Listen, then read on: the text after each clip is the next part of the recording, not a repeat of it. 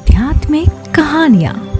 नमस्कार दोस्तों, स्वागत है आप सभी का एक बार फिर से आपके अपने पसंदीदा YouTube चैनल आध्यात्मिक कहानी में। दोस्तों, आज की कहानी है कृपाचार्य तथा द्रोणाचार्य की। गौतम ऋषि के पुत्र का नाम शरद्वान था। उनका जन्म वाणों के साथ हुआ था। उन्हें वेदाभ्यास में जरा भी रुचि नहीं थी और धनुर्विद्या से उन्हें अत्यधिक लगाव था। वे धनुर्विद्या में इतने निपुण हो गए थे कि देवराज इंद्र उनसे भयभीत होने लगे। इंद्र ने उन्हें साधना से डिगाने के लिए नामपदी नामक एक देवकन्या को उनके पास भेज दिया। उस देवकन्या के सौंदर्य के प्रभाव से कृप नामक बालक उत्पन्न हुआ और दूसरे भाग से कृपी नामक कन्या उत्पन्न हुई। कृप की धनुर्विद्या में अपने पिता के समान ही पारंगत हुए। भीष्म जी ने इन्हीं कृप को पांडवों और कौरवों की शिक्षा दीक्षा के लिए नियुक्त किया और वे कृपाचार्य के नाम से विख्यात भी हुए। कृपाचार्य के द्वारा पांडवों तथा कौरवों की प्रारंभिक शिक्षा समाप्त होने के पश्चात अस्त्र शस्त्रों की विशेष शिक्षा के लिए भीष्म जी ने द्रोण नामक आचार्य को नियुक्त किया। द्रोण के साथ प्रशत नामक राजा के पुत्र द्रुपद भी शिक्षा प्राप्त कर रहे थे तथा दोनों में प्रांगण मैत्री हो गए।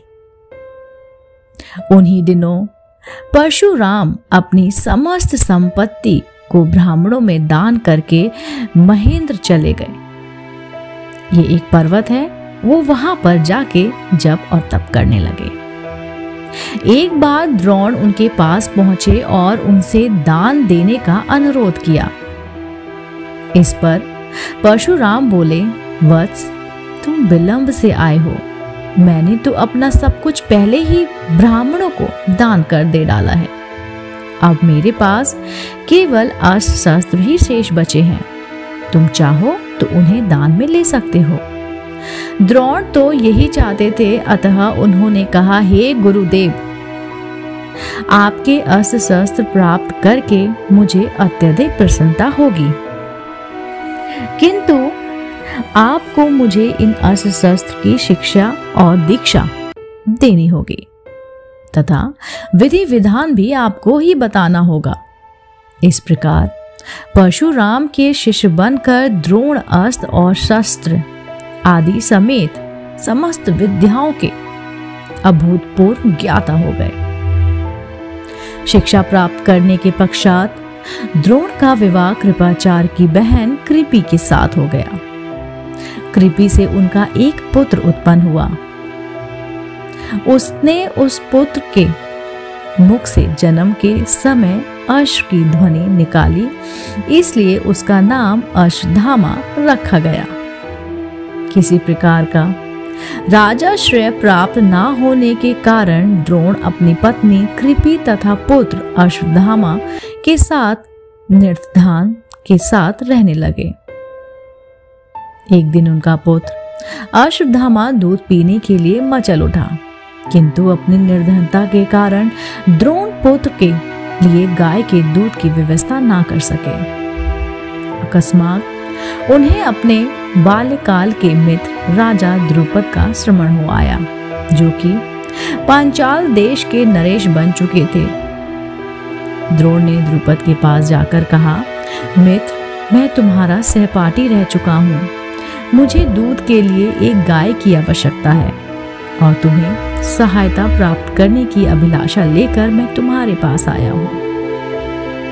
इस पर द्रुपद अपनी पुरानी मित्रता को भूलकर तथा स्वयं के नरेश होने के अहंकार के वश में आकर द्रोण पर बिगड़ उठे और कहा, तुम्हें मुझको अपना मित्र बताते हुए लज्जा नहीं आती?